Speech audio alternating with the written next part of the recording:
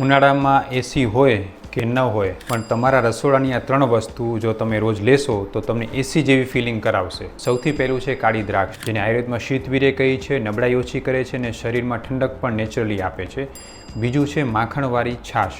મિત્રો, ઉનાળામાં ખરેખર છાશનું સેવન આયુર્વેદમાં મનાઈ કહેલી છે, પણ ખાસ કરીને આપણા પ્રદેશમાં જ્યાં ગરમી અતિશય હોય છે અને એવા જગ્યાએ જો તમે માખણવાળી છાશનું સેવન કરો છો, એમાં સાકર નાખીને લ્યો તો 2 ફાયદા થશે. એક તો માખણ જે છે નેચરલી ઠંડુ છે, જેથી છાશનો ગરમાશનો ગુણ ઓછો થશે.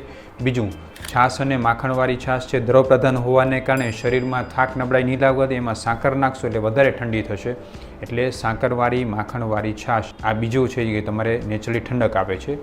અને ત્રીજું છે દૂધમાં ઘી નાખીને લેવું અથવા તો ખીર. મિત્રો, ઉનાળામાં જે છે તો આયુર્વેદમાં દૂધનું સેવન ખાસ કરવાનું કહ્યું છે. રાતના ભાગમાં તો ભેંસનું દૂધ પણ લેવાનું કહ્યું છે, જે શરીરમાં ઠંડક આપે છે. એટલે ઉનાળામાં દૂધમાં ઘી નાખીને લેવું પણ તમને નેચરલી ઠંડક આપી શકે છે. તો રસોડાની આ 3 વસ્તુ જે છે એ તમે લેશો તો નેચરલી ઠંડક રહેશે.